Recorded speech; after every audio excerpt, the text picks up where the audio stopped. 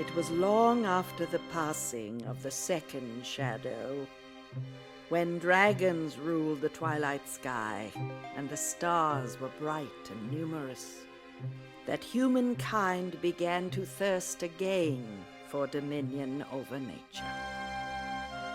Their weapon was industry, and they wielded it with confidence.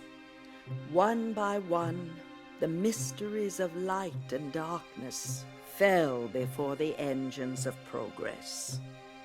Whole nations came to believe that nothing lay beyond the power of their own arrogance. Competition was fierce in those productive days. Skilled labor became a valuable commodity, and so the tradespeople of the land banded themselves together to promote their common interests and to protect their secrets. These professional societies swelled in power as their membership grew. A few, such as the blacksmiths and the clerics, acquired vast territories with private armies to defend them. Thus began the age of the great guilds, vast city-states devoted to the absolute control of knowledge, held together by stern traditions of pride and of fear. Within the span of a few lifetimes, the commerce of the world was in their hands. But not all of the guilds were equally ambitious. The spinners of thread and weavers of fabric wished only to pursue their labor without interference. They did not involve themselves in the politics of the day and left the administration of taxes and wars to others. So the Guild of Weavers never attained the prominence of the shepherds or the glassmakers. Their number was small, for their strict rules forbade membership to any but the child of a member. Marriage outside the guild was discouraged and eventually outlawed. Outsiders regarded the weavers' ingrown society with distaste. Yet their customs were not without benefit. The natural talents of their membership were nurtured and purified, generation after generation, until the greatest among them wove fabrics of such extraordinary beauty that the whole world wondered at their achievements. Goods bearing the seal of the guild commanded a premium price, and the weavers amassed considerable wealth in this period, which they quietly hoarded.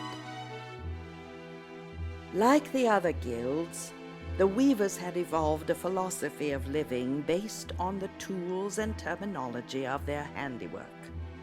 They beheld in their great frames of wood and metal a symbol of universal truth, and found ways to work subtle patterns of influence into the fabrics they wove.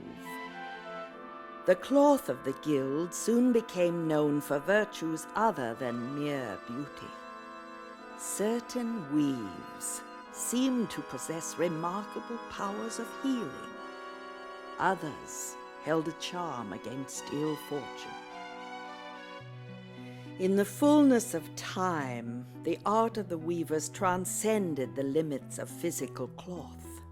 They abandoned the flax and dyes of their ancestors to wield the very stuff of light and music, and spun new patterns directly in the fabric of reality. The ignorant looked upon these works with fear and called them witchcraft. Many of the guild were persecuted. A few were hanged. To protect their heritage, the weavers expended a small fraction of their wealth to purchase a rocky island off the mainland coast.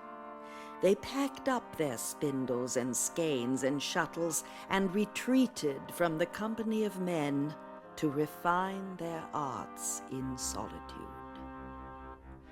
Many wars and plagues followed.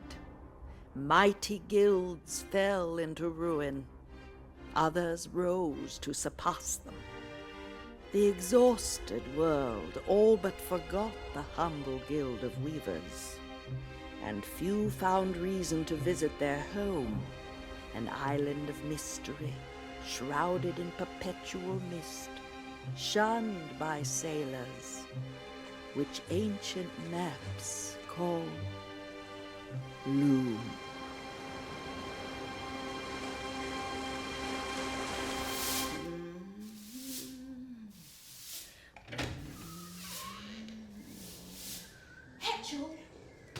Lady Cigna. Bless you, child. Out of bed so soon? What brings you?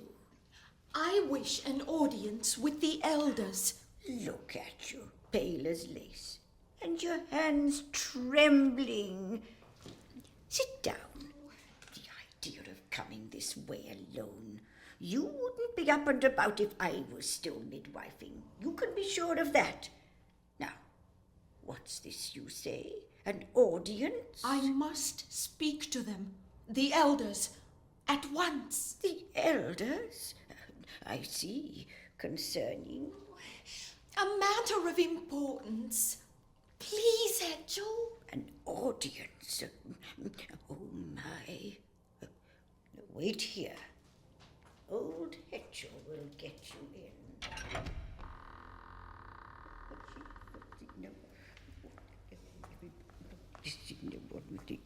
I do not remember summoning you, Hetchel. Oh, forgive me, Elder Atropos. Lady Cigna is in the antechamber. She desires an audience. Now? So late in the afternoon? The girl is not yet recovered, Your Reverence, yet she comes alone. I will speak. Cigna. Elders, hear me. I cannot remain silent. That much is obvious. Lady Cigna, we are grieved to hear of your loss. Do not grieve on my account, Elder. Save your sympathy for the rest of the guild. I am not aware that our guild is in need of sympathy. How many more babies must die before the guild will earn your condolences? That is no way to address an elder, young woman. Is it not? Then give me the words, Elder Lachesis. Tell me how to express my anger. Anger does not become you. Calm yourself, child. Tell us what it is that troubles you so. Our seed is barren, Elder Clothos. We have lived under the rules of membership too long. Most of our children are born dead. Many that survive are monsters beyond hope. Our numbers are failing. Less than a score of us remain. And all in the name of rules written in ignorance, obsolete 1,000 years. The same rules that distilled our not inconsiderable talent. What purpose will our talent serve when there is no one left to practice it? The same purpose it serves now, Cigna. The fulfillment of the pattern. That is our only purpose. You speak of the pattern as if it were our master. But the long tapestry speaks of a time when we were the masters. Please, elders, there is power in the loom. So, it is power you seek. What would you have us do with this power? Use it. I beg you, Elder Clothos. Use the loom to end our suffering and bring life and health to our children. The changes in the pattern would be trivial. Any one of us could work the thread. All we lack is courage. Do you make this request on behalf of the guild? Or on your own behalf?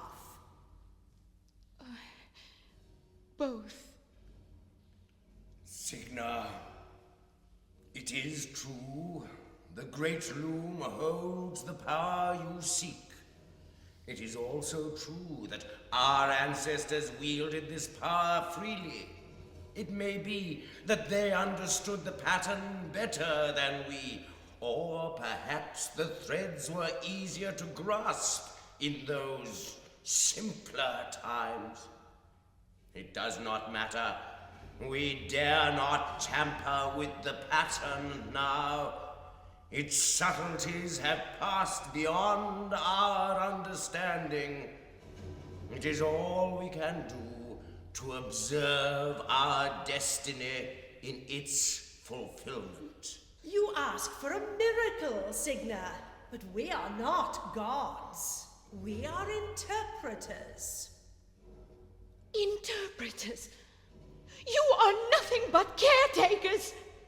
How can you squander the heritage our ancestors gave their lives to preserve? Your pious hand-wringing mocks their devotion. Who are the weavers now, and who are the woven? Enough! I have tolerated your hysteria out of sympathy for your bereavement, but I cannot allow you to utter blasphemy in the presence of the Loom itself. You will return to your tent and forget that this conversation ever occurred. If I hear of it again outside this chamber, you will suffer the penalty prescribed to all who defy the will of the elders. Must I specify that penalty? No, Elder Atropos. Then go. And do not judge us, Cigna. Only the pattern may judge.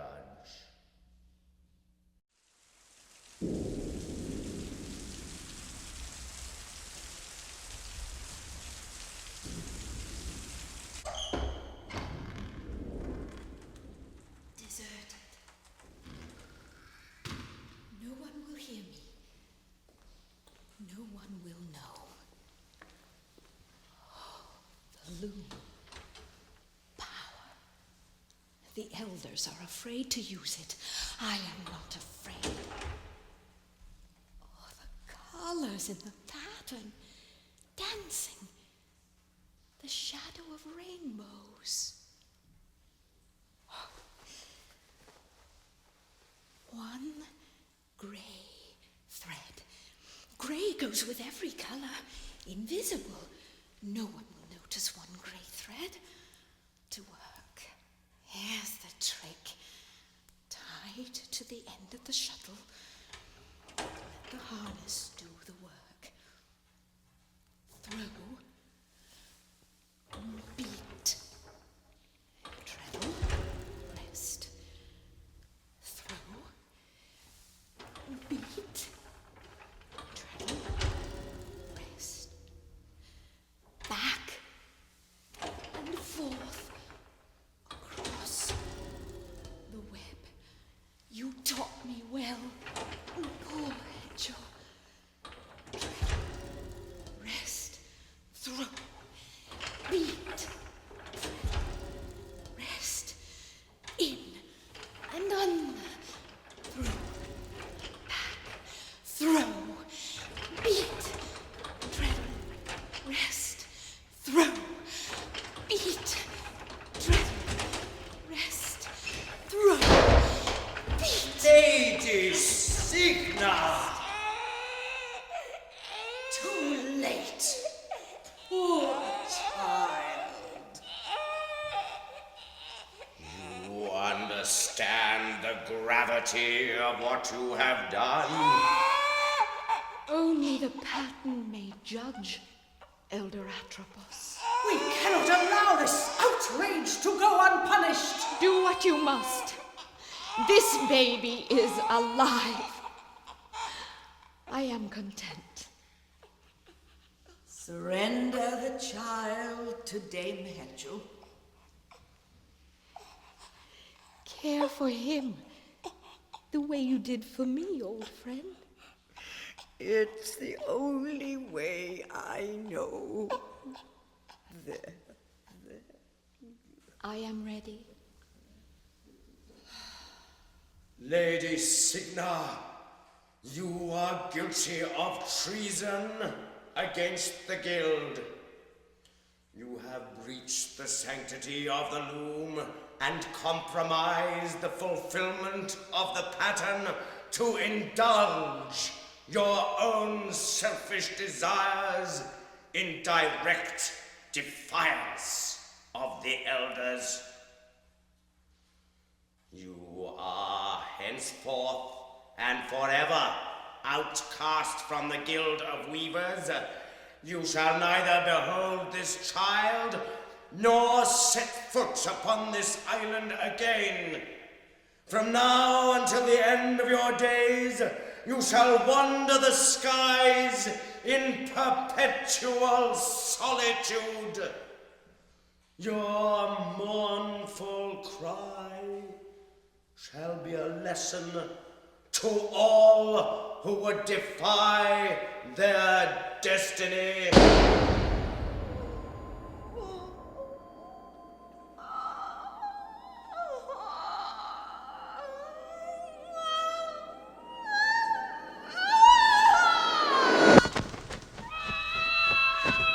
Swan.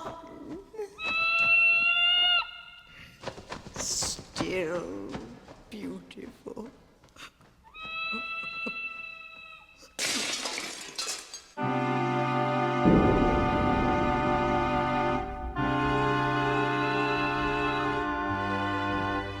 Few in the weaver's village saw the great swan disappear across the sea that night.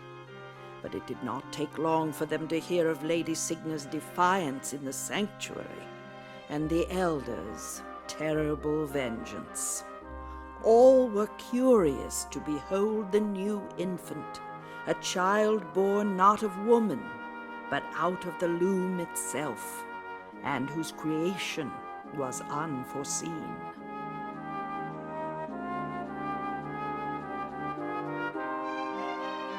It was decreed that the child be raised outside the ways of the Guild until his coming of age 17 years hence, when his future would be decided by a high council. The old serving woman, Hetchel, agreed to raise the Loom child as her own. She named the little boy Bobbin. Bobbin?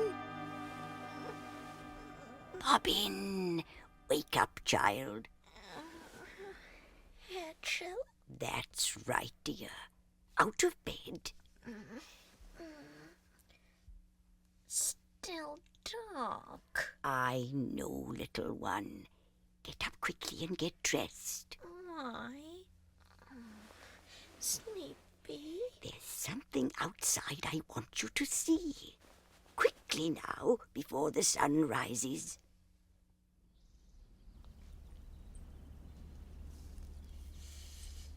Cold up here. I told you to bring your quilt, didn't I? Here. My shawl is warm. I don't see anything. Patience. She will come. She's come every year ever since you were born. What does she look like? She looks... Wait. There. Between the trees.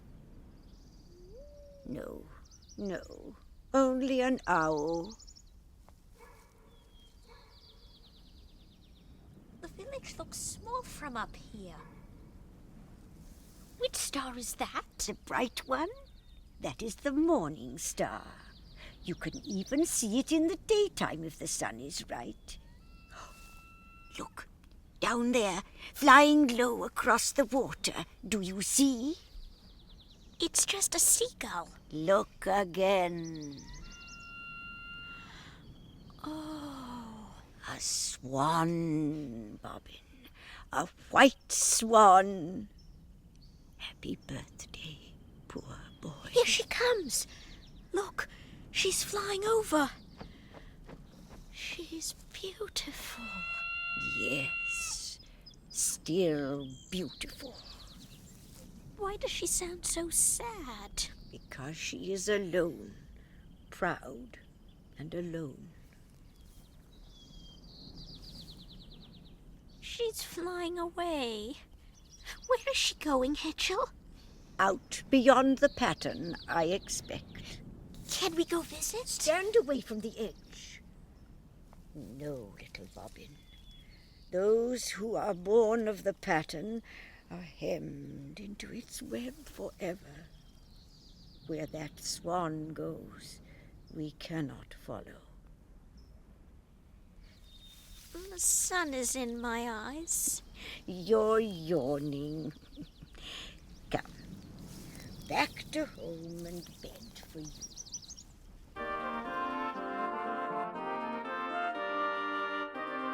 The years were kind to Bobbin Threadbare. The boy grew tall and slender, with wide blue eyes that sparkled with mischief and intelligence.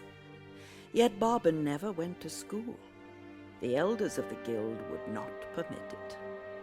The other children were told he was a half-wit, and they taunted him with terrible cruelty, throwing stones if he came too near.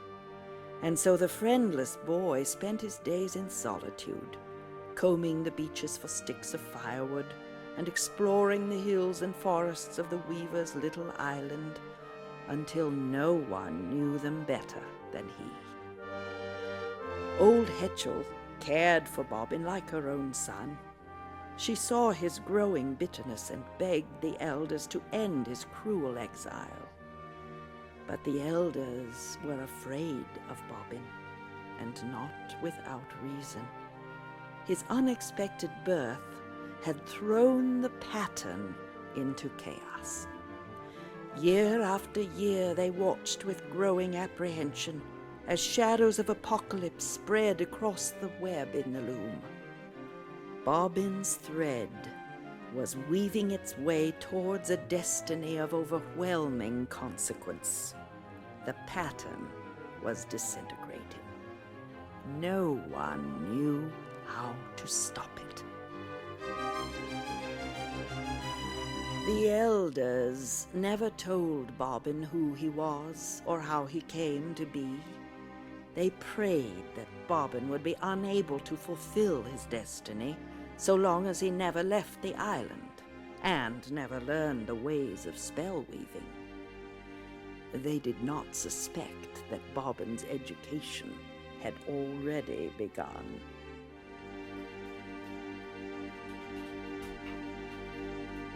Not tonight, Mother Hetchel. Especially tonight. Draw the curtains, boy. Sit here by the fire. Now, tell me, how many threads are there in a draft? 4. Their names? The throw. That's 1. The beat. 2. The treadle and the rest. Good.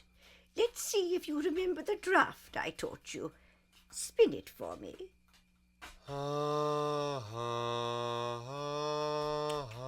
Pitiful. Listen to me.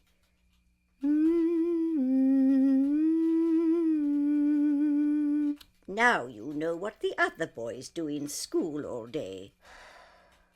I guess I'll never learn to weave. Rubbish. Do you suppose every weaver starts out with a golden throat? It takes years of practice, years. How long do you suppose the elders have been weaving? Nearly as long as I have, and that is a very long time indeed. But where do I begin? You begin with this. Do you know what it is? No. This is called a distaff. Our ancestors used a distaff to spin flax into thread. We use it to spin music and light into threads of influence. Show me. Hold the distaff in your hands, like this. Don't be afraid. Now, spin that draft I taught you again. Just the first thread. Flat. Spin it again, dear. This time, slide the thread high in your throat, like this. Can you do that? I think so.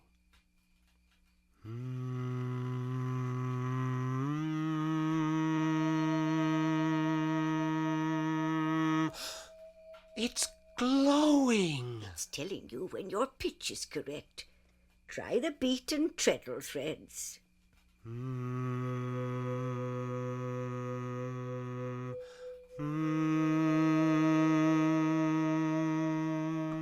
You learn quickly. What happens if I spin all four? Oh, let's find out, shall we? Let me shut this first. All right. Listen carefully. I want you to spin those 4 threads again. Wait for the distaff to glow before you go on to the next. As you spin the last thread, point the distaff at the ball of yarn inside my knitting basket. But you just closed it. Indeed. Those 4 threads form a pattern of opening. You're going to lift up the top of that basket without even touching it. Whenever you're ready. Does it hurt? Tingles a bit. Remember, concentrate on the ball of yarn inside the basket. Spin. Concentrate. Now, point. Not at the window. Wow! Shh! Blow out that light. Sit still for a minute. Good. I don't think anybody heard us. What other drafts do you know? Give me that. You've done enough weaving for one night. Off to bed with you. You have a big day ahead, and we both have to get up very early. Let me go alone this year, Mother Hetchel. Alone? Well, I suppose you're old enough. Go alone, Bobbin. I don't mind staying in bed late this time.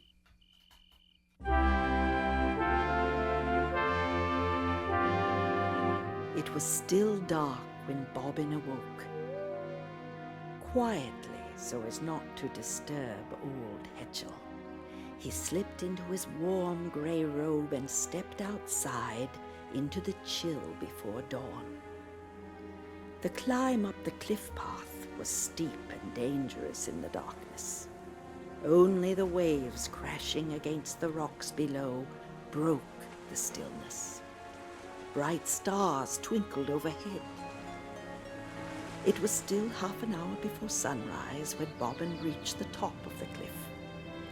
He sat down beneath a crooked old tree and leaned back to wait for the 17th visit of the great swan. In less than a minute, he was fast asleep.